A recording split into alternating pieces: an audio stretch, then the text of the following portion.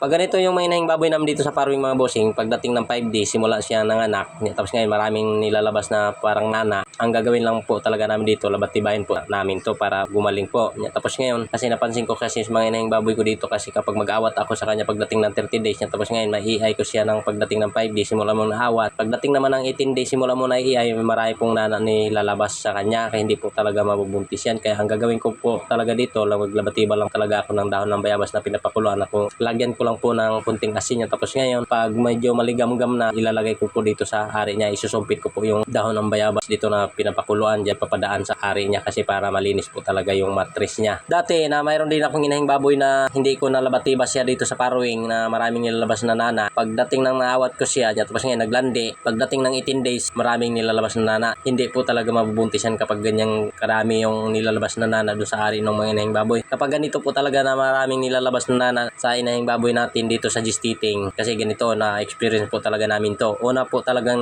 ginagawa ko dito mga bossing para gumaling po talaga to siya. Tinurukan ko po siya ng Lutalize, mga 2 ml lang Lutalize na tinuro ko doon sa kanya. Pagdating ng hapon o tanghali, nilabatiba ko siya ng dahon ng bayabas na pinapakuluan. Pagkatapos ko paglabatiba sa kanya, niturukan ko naman siya ng Alamycin LE ml na ituturok nyo doon sa inahin na baboy. Tapos pangalawang unang landi, kapag gumaling siya, hindi muna natin siya pabarakuhan. Doon na po natin siya pabarakuhan sa pangalawang landi. Tapos ngayon, kapag hindi pa rin siya gumaling, na marami pa rin na nilalabas, pwede din naman natin ulitin paglabatiba. Kaya para gumaling po talaga yung inahing baboy natin. Kasi tulad nito na marami po talagang nilalabas na. Basta ganun lang po talaga mga bossing, paglabatiba po tayo ng dahon ng bayabas na pinapakuluan. Tapos lagyan nyo lang ng kunting asin, kahit mga 2 liters. Tapos pag maligam-gam na, dito na lang po isumpit doon sa ari ng inahing baboy. Sa totoo lang po talaga mga bossing, marami po talagang gamot na para dito sa inahing baboy na maraming nana na nilalabas. Marami po talagang gamot. Kaso lang yung sa amin lang po talaga, pang herbal lang talaga kami kasi na-experience po talaga namin na effective po talaga mga bossing para hindi na kami bumibili ng mga gamot na mga ganyan. Basta yun lang po mga bossing ha, kapag mayroon po talagang maraming nana nilalabas doon sa ari ng isang inahing baboy natin, labatibahin lang natin ang dahon bayabas na pinapakuluan, lagyan lang po ng konting asin. Tapos kapag hindi pa po talaga gumaling, pwede po natin ulitin. Kapag maglandi po siya o gumaling man siya, hindi mo na natin siya pabarakuhan o iayin. Doon na po natin yan pabarakuhan sa pangalawang landi kasi na-experience po talaga namin yan dito mga bossing. Nag-iron pala ako dito mga bossing pagdating ng 3 days po kasi simula nung pinanganak yung mga bik namin, ina-iron na po namin yan. Yung gamit ko po na iron dito ay 4 series. Doon naman sa nagtatanong sa akin tungkol sa mga inahing baboy ko dito sa gestating pin, kung nagpapaligo ba daw kami sa mga inahing baboy dito sa gestating pin. Sa totoo lang po talaga, simula lang po yung pumasok yung virus na